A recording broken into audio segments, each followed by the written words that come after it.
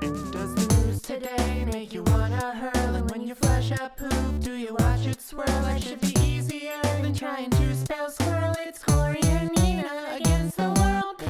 Hello, everybody, and welcome back to Cory and Nina against the world. We've been receiving so much love from you all after the release of our first 2 episodes. This has been a hoot. It's been a super...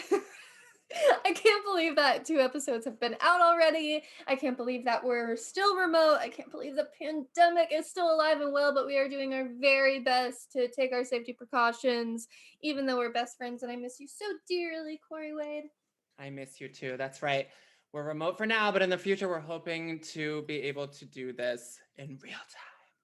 Yeah, and your comments lead our show. So if you comment and subscribe and follow all the Instagrams and the social medias span of the world that Cory and Nina is against the world, we will answer everything that you guys ask us. We promise. No matter if it's top model or anything, we got you. Yeah, you get to steer the ship. But in all seriousness, how are you, Cory? I haven't seen you in a whole week. It has been quite a week. We have a new president, and everybody's drinking. Everybody's drinking. If you're I actually hear some people hooting and hollering in the East Village. I'm like, come on! They're drinking. If you're a Biden supporter, you're drinking in celebration. If you're a Trump supporter, you're drinking because you're in solidarity, let's say. In solidarity with one another. You're afraid of the dangers of socialism. Cheers to everyone out there who is drinking. Okay, so episode 1 and 2 went super well, and we're super thankful to everybody who commented. And again, like we mentioned before, that steers our ship. And it was wild to recall something that happened 8 years ago in our life. Like, was it hard for you to dig up information, Cory? Yeah. Since Top Model started on Netflix, we've kind of been reliving the whole thing. I thought it would be interesting to kind of spread light on what our careers have been like since Top Model, because I know that you and I have both had a career that has kind of been an up and down Tyrannosaurus Rex roller coaster extravaganza. Yeah, an ebb and flow of highs and lows. It's been like Shakira's belly, constantly in motion. Shakira. It's been like Shakira's tongue when she's like, blah, blah, blah, blah. Shakira moves a lot. Shakira does move a lot. Shakira has so much energy. Just think about it. That was a really good one. Okay, let's start with you, Cory. I'm gonna put you in the hot seat if you're okay with that. I can do this. Okay, well, you're gonna have to help me when it's my turn, because I'll try to steer the ship elsewhere. I'll be your stage mom. I'll be like, Nina, you are amazing. Shout out, what was our Boo Boo Clam Pop, Boo Boo Sugar Boo Boo Honey Boo, whatever. What was in our trailer park shoot? Anyway, I can't. Who is this? What are you talking about? Me Honey Boo Boo Child. The Honey Boo Boo was. Some of the creative decisions on ANTM were just so weird. Some of the creative decisions were questionable, but here we are. Why was she there? This is probably one of the reasons I still question life itself and our everyday experiences in general. Anyway, okay, so remind me again, how old were you when you started Top Model? I was 22. I was in a shit relationship at that time. I had every reason to launch into being a wild success after the Top Model thing. Tyra calls me and asks me to guest host on Cycle 21, the cycle immediately following ours, right? Yes. And I was still living in Philly and trying to make that crazy relationship work through that.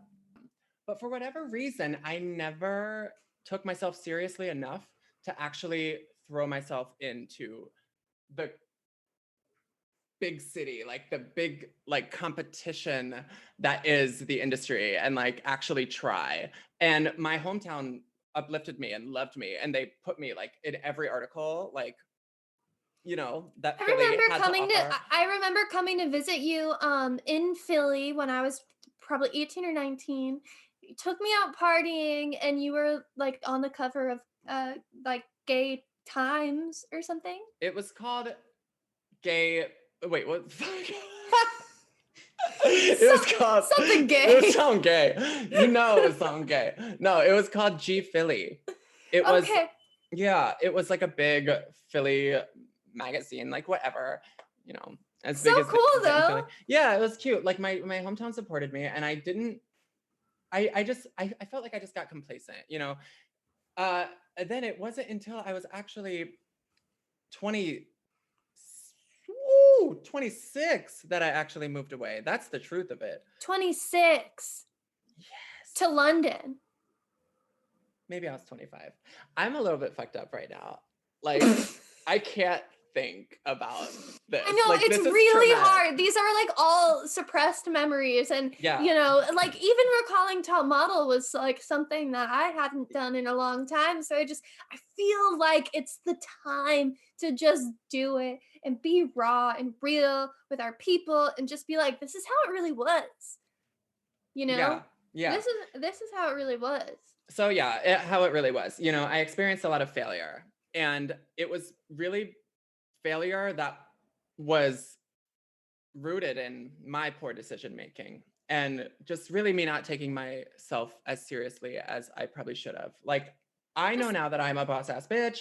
I put myself first, and I ended up, after doing the London thing, which, you know, I didn't even insert this part, but the real reason I went to London was to chase another relationship. Like, stupid as hell. Yeah. This guy who does like, I knew that, but I wasn't going to say that. I know you did know that. This guy who did like graphic design for like fashion, like I was totally enamored by his art, and I just wanted to work in that realm, obviously, you know, aspiring model. And he broke up with me like the day that I arrived in London, and we were together for all of 3 months, but he told me he loved me and like he wanted me to move in with him and like all this stuff, and I was just like, that's it. Like, you know, I was so, and I try to give all my sisters advice, but I really am like cut from the same cloth. Like and that's probably why I try to give my sisters advice, because I literally have lived it, you know?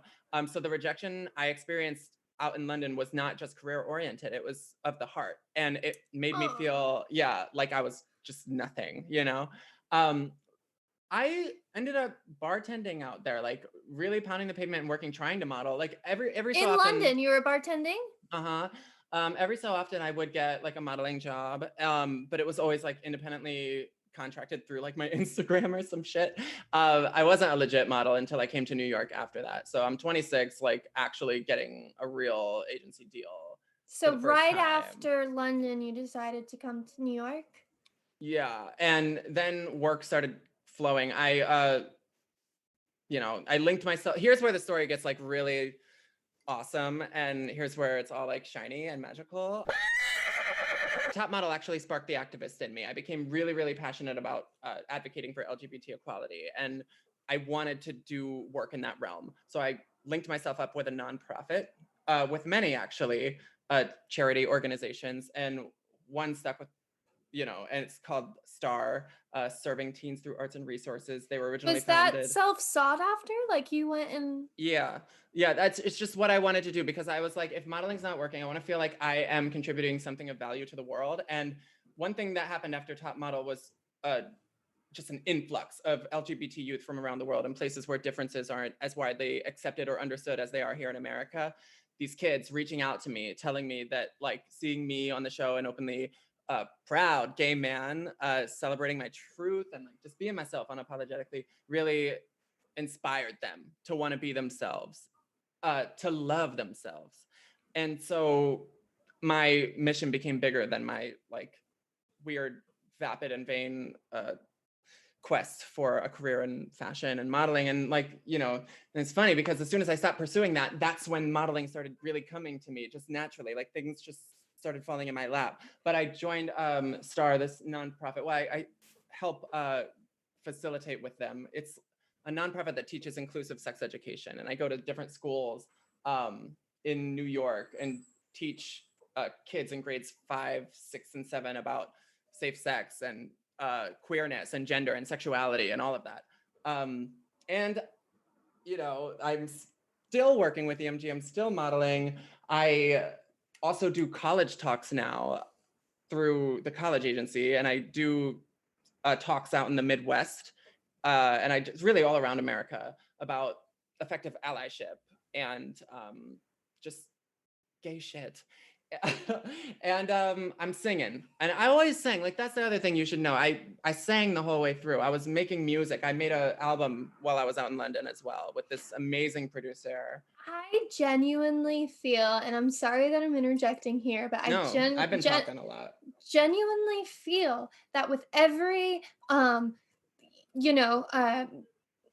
step in your situations, whether that be top model, whether that be the relationship, whether that be London, whether that be coming back to New York and finding sex advocacy or any of that, you've always had something good come out of the bad.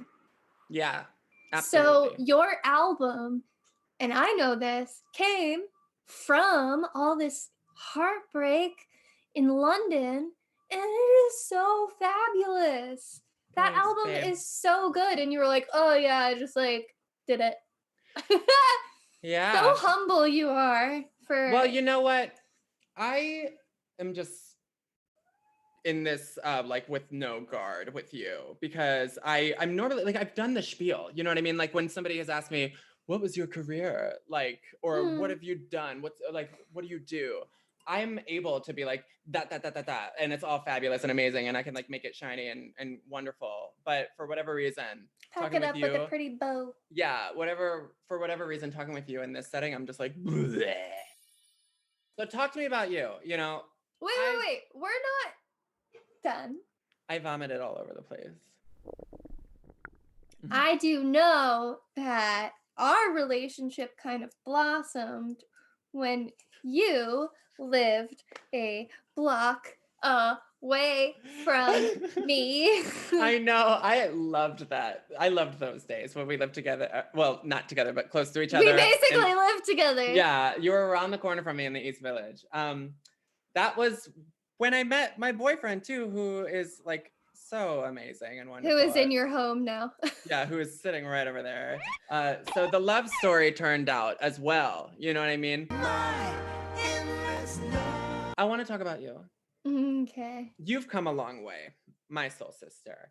I've always loved your willingness to just put yourself out there and your positive energy in every situation. And thanks, babe.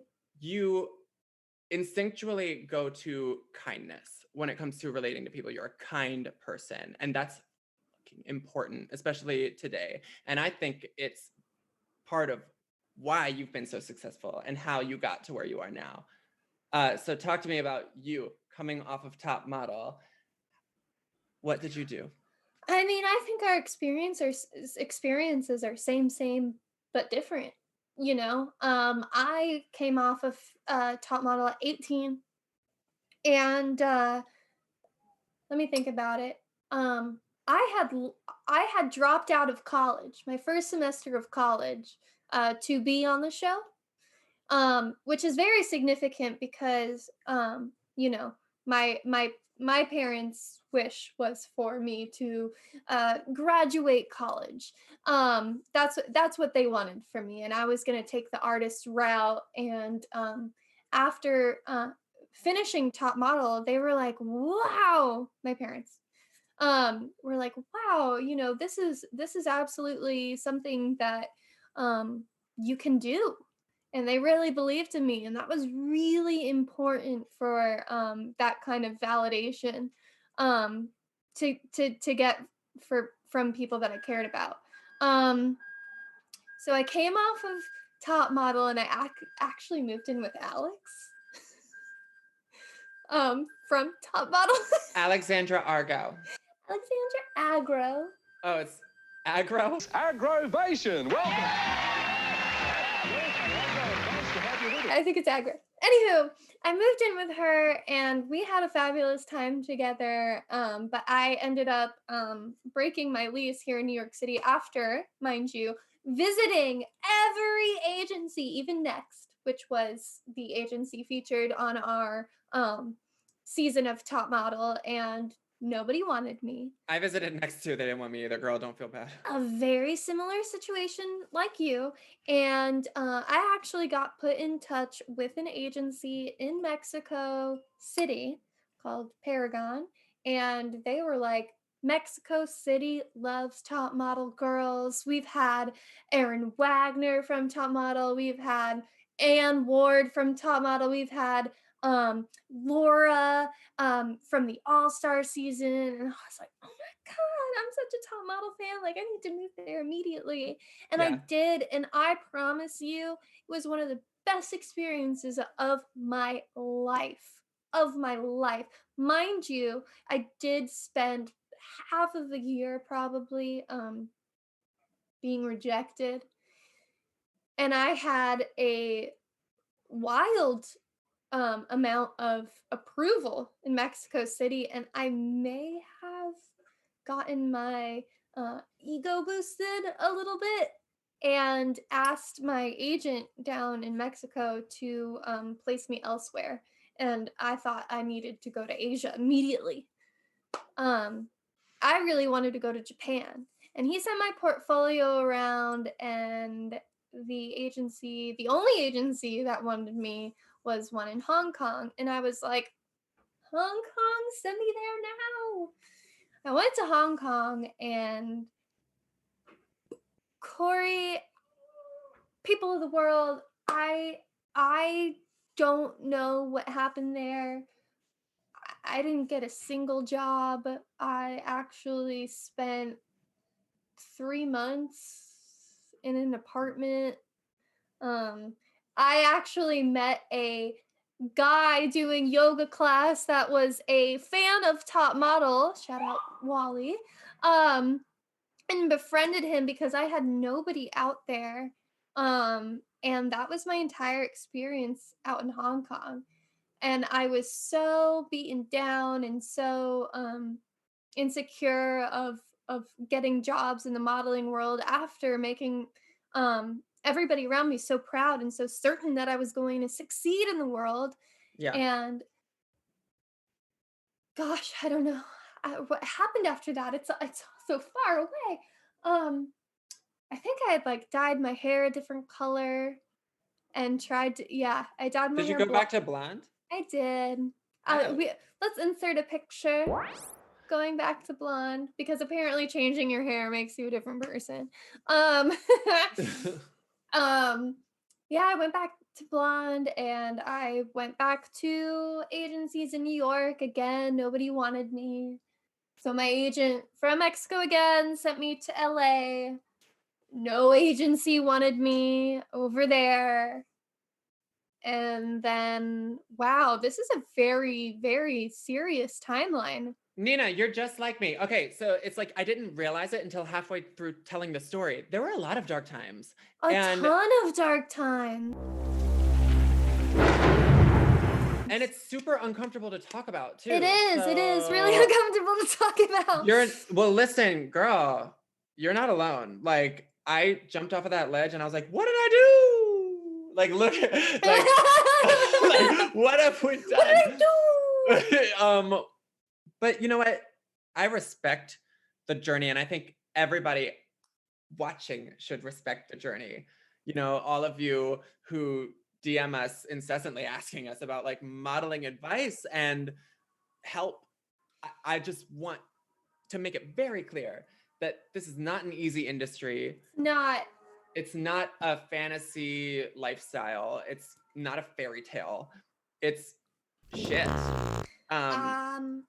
I do have kind of like a Barney conclusion. Yeah, give me that. Well, I know that you're doing fabulously now. I mean, that's probably why we can talk about this. Totally, and I think you're doing equally as well. I think that with the progression of social media, it's become wildly more important to care about your own personal brand and what you stand for in the world and being comfortable with yourself and what you want to put out into the world. And with the evolution of that, I've just I've gone back to school. I'm in my last season of season. Yeah, Top reality TV. Degrassi. Nina goes to college. Oh my God, could you imagine? Yeah, no, I'm about to graduate. I have a job that I love. And I take as many jobs as I can modeling. And it's not about breaking your back. I think about modeling. I think the main thing is that you can take away is to just always be proud about what you're putting out in the world. And I think that I am actually proud about the things that I am putting out in the world these days. And I think you are too. Yeah, hell yeah. And I'm proud of you. Thanks. Yeah. And now for something completely different. All right. Well, now that we've bared our souls, I think we ought to transition into something perhaps a little bit more lighthearted. I would agree. But yeah. cheers to us. Yeah, for real.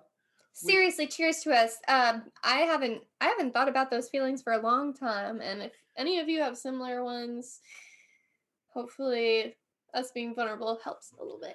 Yeah, I mean, we all want to be wanted, and that's the thing. Like, it's really hard Yes! for anybody. Like, no matter what you're trying to pursue in your life, it's really hard to find your place. That is the life game. That is it. Like, it's a big journey. You know what I mean? That is like ringing true in my head. It's like everybody wants to be wanted. Yeah, wow. Everybody wants to be wanted. The theme of life. The trick I've found is to shift the paradigm of failure. A lot of the time we see failure as the make all be all. We let failure define us. But make no mistake, failure is only there to get you back on your destined path. It's a necessary part, and it's a part of the game. Water under the bridge. That's why all these things exist, you know? Mm-hmm. It's all good. So that whole thing, like us going back and rehashing all of that, that came about because of a comment that we received. Somebody wanted us to talk about what our lives were like after Top Model up until now. And we said we were going to give it to y'all. We were going to give it to you, mind you, like, wait, can we do this again? Yeah, 8 years. Mm-hmm. 8 years. So that was like 8 years to rehash. I don't know what you guys have been doing for the last decade, but this is what we've been doing for the last decade. We definitely have a few more questions to answer, though. That's true. Do you want me to dive in, Cory? Yeah, we're going to do a Q&A with you all because we love the commentary. As we said, we're going to let the commentary steal the... It's Q&A time! Okay, this is from Timber Hill 100. Love your show so far. Can you critique high-end fashion shows and print ads? Would love to hear your commentary, especially on haute couture / the crazy stuff. Could be fun. Yeah, that is a great idea. I love couture and trying to get into the minds of these artists and what they're giving. It's absolutely. You know, it would be fun. If we pulled up and did like a little bit of a side-by-side of the most recent fashion shows and reacted to them, that would be super fun. Yeah, it would. I mean, I'm gonna love it all. So yes. Yeah. We'll do that for you. I'm gonna love it all though. Like the craziest of the crazy. I'm just like, I love everything. Okay, this is from Raphael Charcutean Rogers. Okay, Cory is the only one that's gonna know this question. I hope I do. How long did Marnay last after ANTM? Why would I know that? I don't know. More tea that you know more tea than I do. You're like a kettle and I'm the cup. It's just because I kept a relationship with Renee and I love her so much. But I don't think she was completely honest with me about like when it was like over. She told me it was over pretty soon after Top Model. But I feel like everyone keeps asking about Marnay. Like, was there more to it than I even Because know? everybody wants a good love story. It's just like The Bachelor or The Bachelorette or whatever. Everybody just wants to be in love. Yeah. That's not the only pursuit that there is out there, everybody. Yeah, Renee, I don't think she was very serious about that relationship soon after the show ended. Marvin is considerably younger. Renee is just a fierce and fully realized queen who she just knows who she is. And I think it will be hard to balance the relationship with. I don't want to throw any shade to Marvin. Oh my gosh. I don't. Probably bet that it was similar to our experiences and probably keeping up with fellow contestant members and being like, I'm sure that they spoke after the show, but I'm pretty sure that it was kind of over soon thereafter. Yeah, I don't You think agree? I don't think it lasted very long. Yeah. Okay. Well, this one's juicy. This is from B Anime. I love your name. I agree. I think both of you were robbed by the producers. Oh, agree. Did we give off too much? Did we say that? And they say, Oh, we did kind of. I'm scared. they say Kelly was too harsh. Yes. Talk about anime. What are your favorites? Or do you have any underrated ones to recommend? I love anime. Yeah. There are so many that I love. Actually, the underrated one, I know which one to recommend, and I'm forgetting the name, but it was the one that I watched with you, and it was about like the American Idol and they're lesbians. Oh, you're talking about Carol and Tuesday. Carol and Tuesday is That's so a great anime. good. I am currently watching Yashahime, which is a reboot of Inuyasha with all younger modern characters. The art is impeccable. It's just beautiful. We both love Sailor Moon, but you could tell that just by looking at us, really. Sailor Moon is my like morning cartoon. Like Yeah. I've seen it, I put it on as noise in the background. It's just kind of the soundtrack to my life. My favorite anime is Sword Art Online. So good. It's about these kids who get trapped in a video game and the stakes get really high. It's what they call nerve gear that they put on their heads and they go to sleep. But what they didn't know was that the creator of the game had a god complex and wanted to trap everyone in the game. So if you die in the game, you die in real life. They end up having to move these kids' bodies into hospitals to keep them on life support, life preservers, so that they can play the game and make it to the end, because that's the only way you can get out. This sounds like something that Sounds I've like seen. something you would love. I think I told you about it. I don't know. Maybe Yeah. I don't know. Anyway, We love anime. okay. Francesca Speaks says, "Love y'all so much. No one aged. Hand clap." Thank you to my surgeon. Just kidding. I don't. I'm just No, playing. you and I have had no work. We I know. haven't. Zero, none. I just think plastic surgery jokes are funny. I think it would be interesting if Cory reacted to when Rob Evans said he wasn't masculine enough.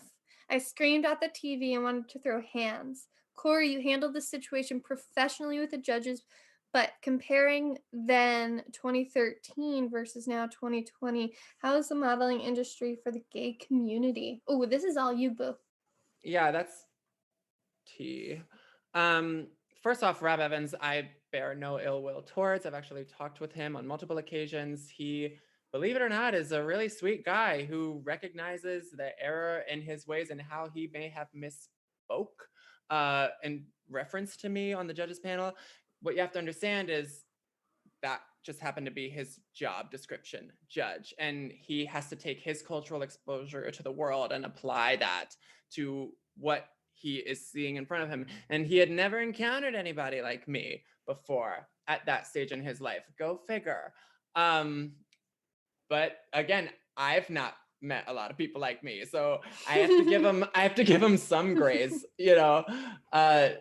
And it was a different time. We didn't have the vernacular to really accurately articulate a genderqueer experience on TV. I mean, of course, we've seen gay people on TV at that point. I think that was 2013. 2013. Yeah, we were seeing gay people on TV, but most of the time, gay people are depicted in like a comedic way, in a goofy way, in a tongue-in-cheek way, clowny, over the top, like super femme. Oh my god. We never really saw queer people with depth, and a reality TV show was the perfect stage for that, I think, because you get to meet the real person, or as close to the real person as you can get, you know, when you're looking at a TV screen. As far as like the way gay people are treated in the modeling industry now, I feel like there is more of a variety of models, right, who have shared their stories in ways that maybe years ago weren't the most appropriate. And I feel like you don't have to say explicitly that you're gay if you're a gay model. A lot of the time that just goes under the radar and nobody thinks about it.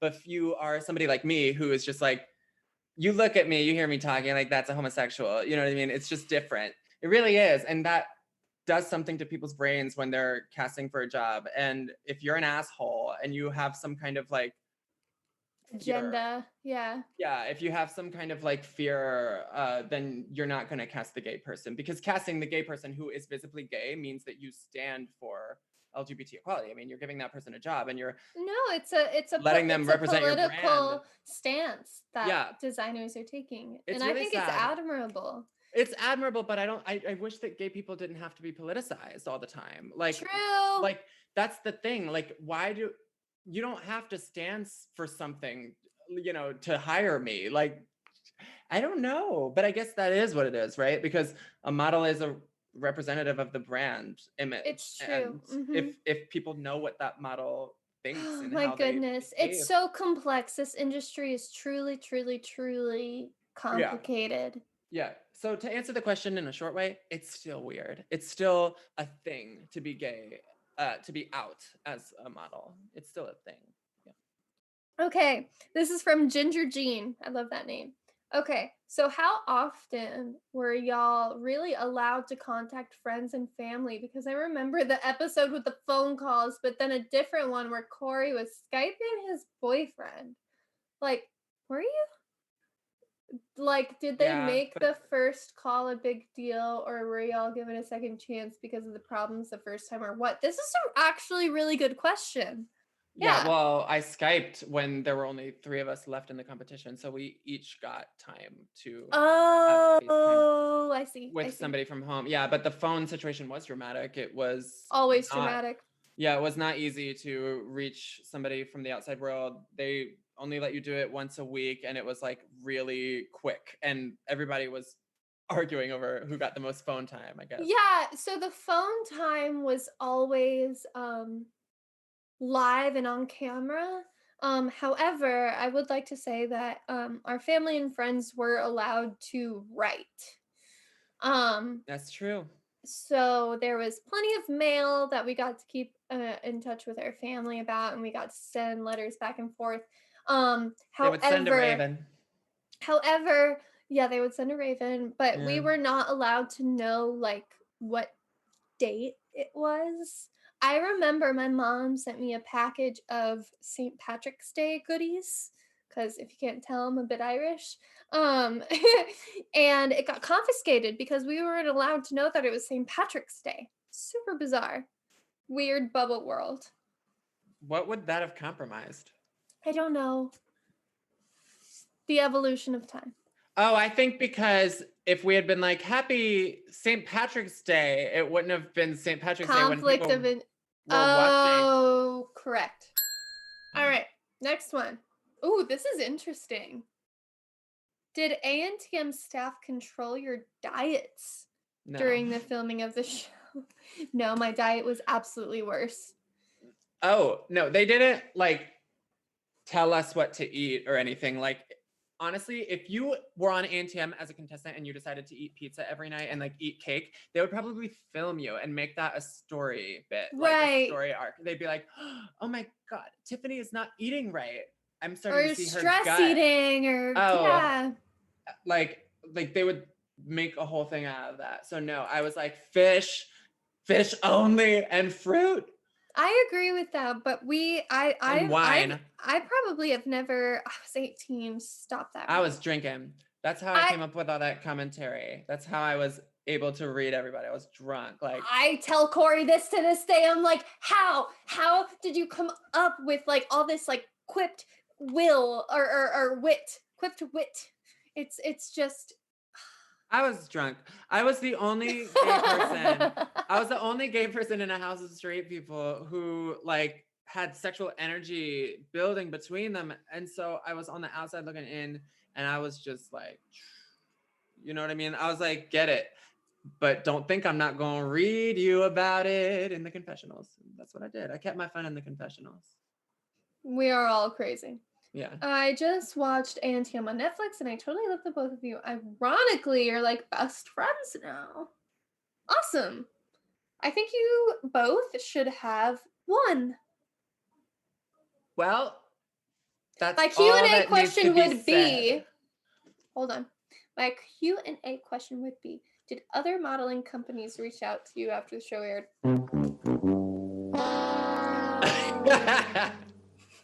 It's okay. No, they didn't though. Nope. No. No. I had some like weird, like non-exclusive contracts with a few agencies. Everything was freelance for a long time, Sweepy.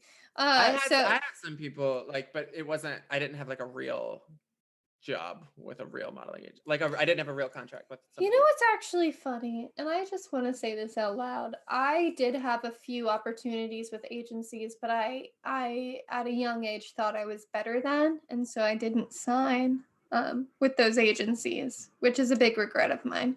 Wow. Mm-hmm. I was like, I want to be signed with IMG. That's fucking crazy. I feel like IMG is this like coveted, like holy grail standard of like what it means to be a successful model. But I think that there are so many other ways to do it. If you look at the vast world of advertisement and how models are used in our society, there are so many. There's so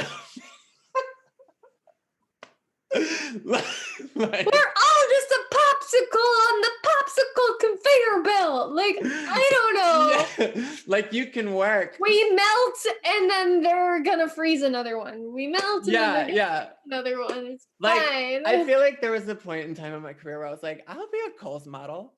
I want to be the girl on the milk carton. I don't care. I was like, I'll model a Halloween costume. I will go missing. I don't care. If they print my face. Get it, Nina? For me, it's like Halloween adventure. And you're like, I want to be the milk carton girl. Halloween adventure would be so fun. Actually, I think Alex was a Halloween adventure model. Shut up. I want a photo of that. I think she was.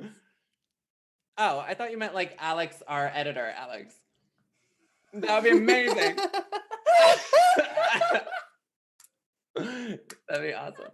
Alex, could you pose your face on a Halloween adventure?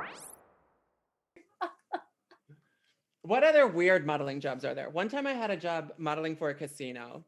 I was a casino goer and I had to act like I was having the time of my life, but really I do not agree with gambling. I feel like it's a horrible way to use your money. Was that the modeling like thing? Girl, Were it you was a gambling? commercial. It was a commercial. Oh, it was a commercial. And I'm gambling. Like I'm literally like, I hope I get a snake eyes. I don't know. What are you trying to get when you're rolling? Die.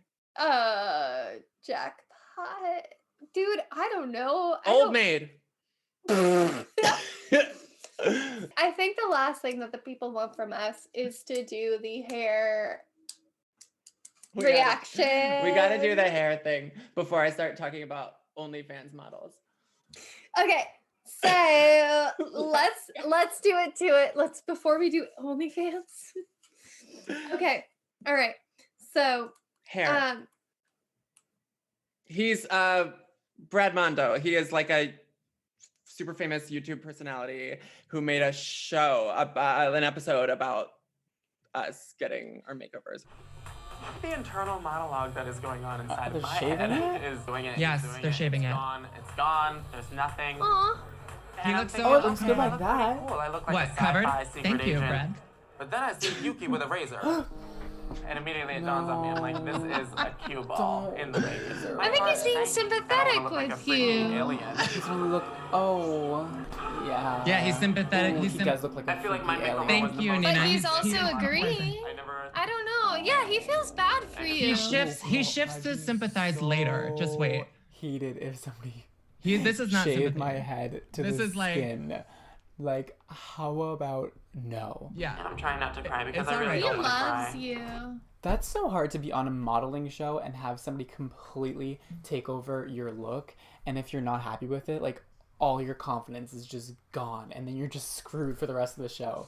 But I think that's like what America's Next Top Model like does. Like, I think Nina, it just Nina, screws some people over Nina, so I they love don't that you're make like, it. he's supporting you. Because like, some people da, get da. the worst makeovers Like, ever. what are you talking It's about? terrifying. Like, if Trying I to can pull this off, sabotage then him. I'll know that, like, Well, I'm doing yeah, something thank really, you. really Maybe he awesome, does have you my know? back. And Out of all the guys, I really feel like you have the most unique look. Own that. Own being And the you're a good individual. competitor, so you're gonna have to figure Own out it, what girl. the winning mindset is Yeah. and how to win. Thanks so much, you guys. Alaska. So now I am beautifully bald. This is the makeover that I've Hell been yeah, given, you and are. I have no choice but to work this thing out, and I promise to do nothing but that. I love him. Aw, he gets Such a good me. attitude. He loves you. Yes, Nina. Wait, she looks way better. I'm that aware. red hair suits her way more than that I'm blonde, aware that I look orangey better. Ratchet blonde. Don't call me Ratchet Blonde. Girl. All right, that's it. That's it. That's it. We want to thank you all so much. Thank From the you. Bottom of our hearts for watching another haphazard episode of Cory and Nina Against the World. Still haphazard, but again, we are doing our best. We take it all in stride. And what else do we do want it to be because doing? we love you. Yeah, We do it because we love you so we much. love. And Nina, I love you so much. I love you. Don't sign off. I'm gonna miss you. Okay, I'll stay here forever. In my back pocket. It's wet back here. Why? What?